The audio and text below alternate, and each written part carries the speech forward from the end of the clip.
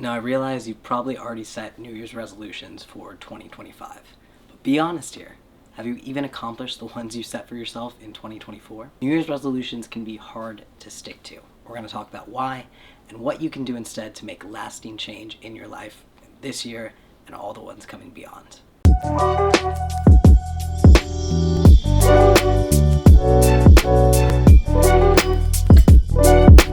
What's up, guys? Namo Himalaya. It's your boy Stefan from Shared Reality, here to help you make 2025 your best year yet. Now, if you fell short of the resolutions you set for yourself in 2024 or any of the years before that, you are not alone, and it's okay. A study by Columbia University found that of the half of Americans that actually set resolutions each year, only about 25% of those have continued to not break the resolution after 30 days. So by January 30th, you've already lost 75% of people that made resolutions that year. And of that 25%, only about 10% of people actually accomplished the goal that they set for themselves. Now, people have been setting New Year's resolutions for centuries, but they had the advantage and they were usually doing so in March or April around the spring equinox, which makes sense. That's a time for renewal. Because in the modern day we use the Gregorian calendar, we are stuck making our New Year's resolutions in January, in the dead of winter, at least for this half of the globe. And that can make it harder to stick to them because it doesn't really feel like a time of renewal in the same way that spring does. But January was named for a Roman god named Janus, who is a two-headed god who's said to have one face looking backwards and one face looking forward.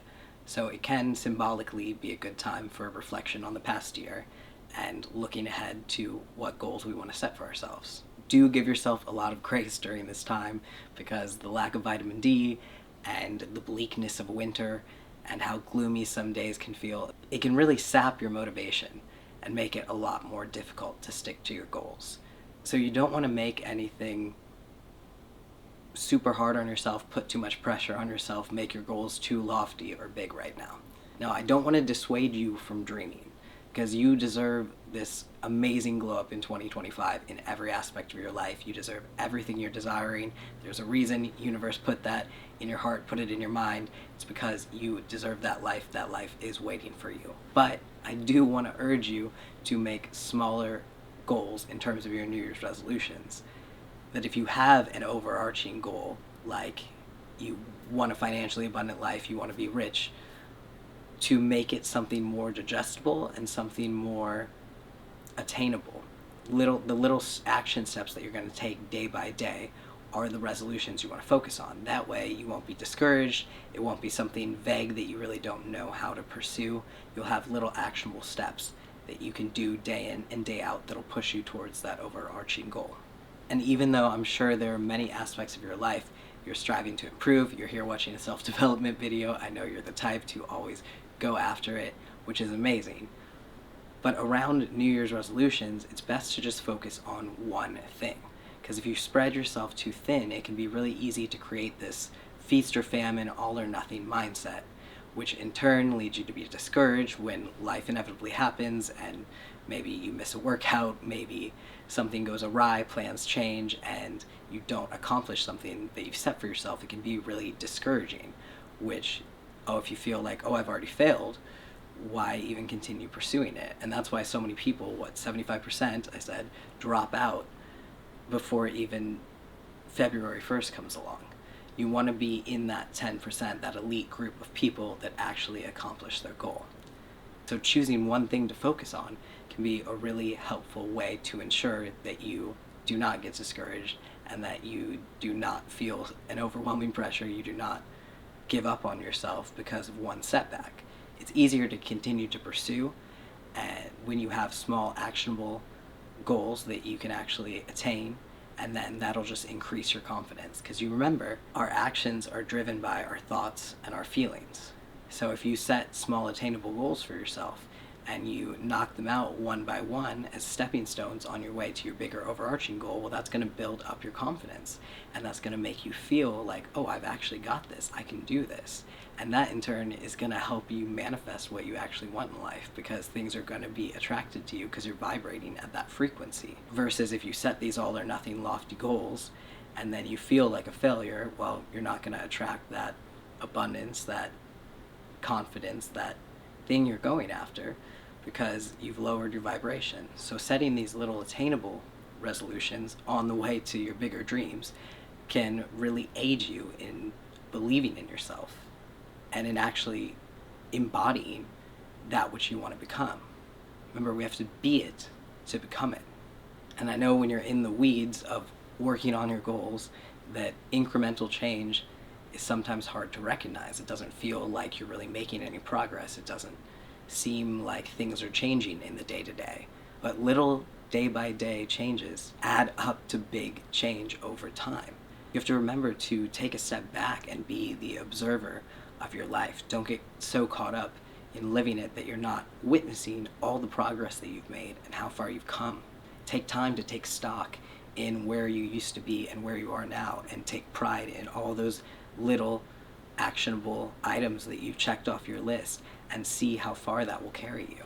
And that'll build your confidence too. Now, one of the best strategies for sticking with your New Year's resolutions is to make the action you want to take habitual.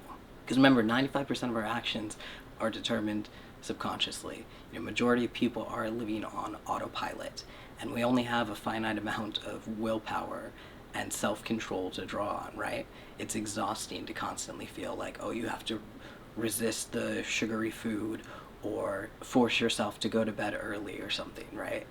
When you make these actions habitual and work them into your routine, say always store your gym bag by the door, so anytime you leave, you remember, oh, I need to go to the gym today.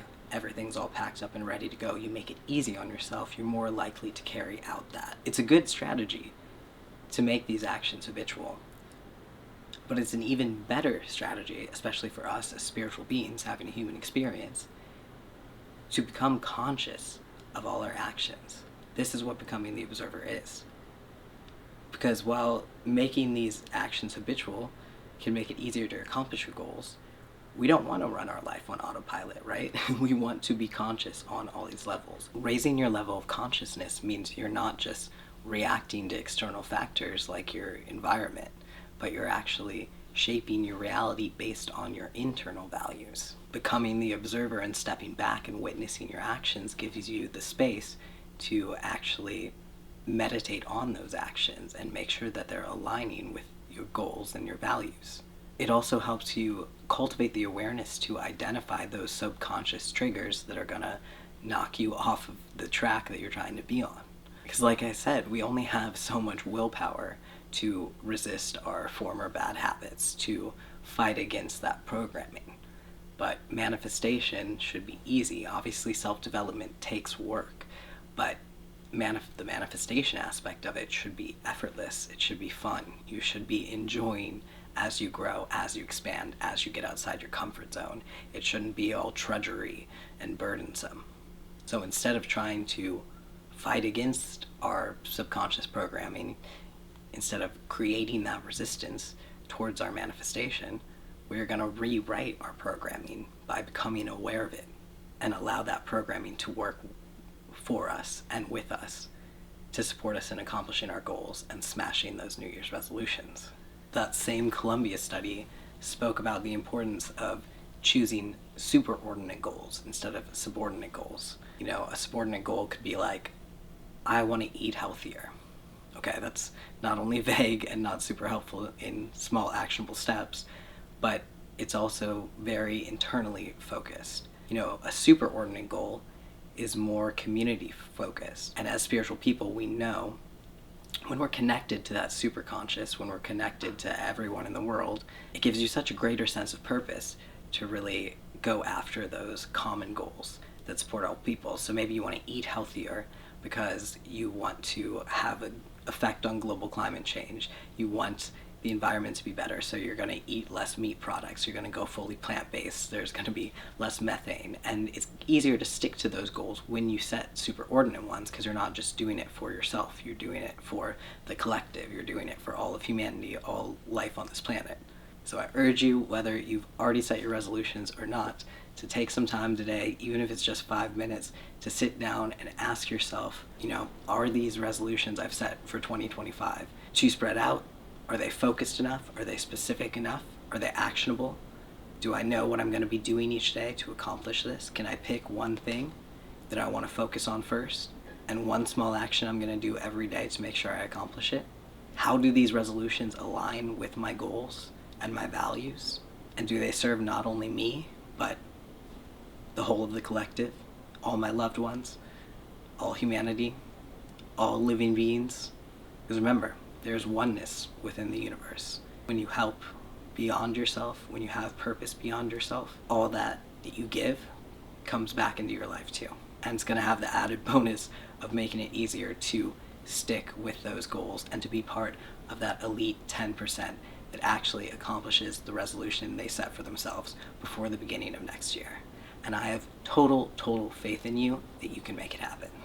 Now, if you are serious about making 2025 your best year yet, I want to tell you about an event coming up on January 31st. It is the biggest law of attraction event that there is, and you can attend virtually online.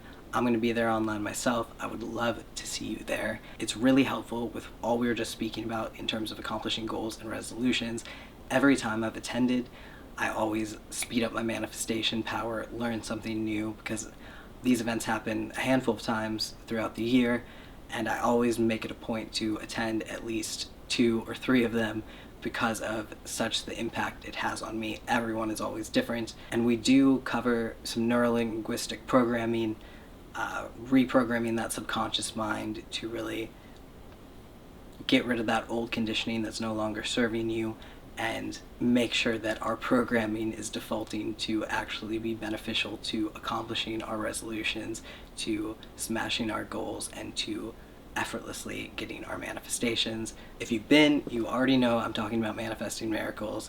It is such an amazing event. If you've not had the chance to attend, please click the link in the description, read what it's about, definitely grab a ticket. And I've actually got 2 links in the description. One to buy tickets for the event, and the other to fill out a form telling me you bought your ticket, because if you fill out that form, 2 lucky people are going to be reimbursed for that ticket from me. Just a little token of my appreciation, because I want to see as many of you there as possible. So definitely be sure to check it out. You can also message me on Instagram directly if you have any questions about that. So that's all I had for today. Sorry for this super long hiatus. That's another story for another video, but I really appreciate you watching to the very end, and I know you are gonna crush these New Year's resolutions. You are gonna be part of the elite 10% because I believe in you, and I can't wait to see what 2025 brings for all of us, for you especially. You got this. All right, till next time. Peace.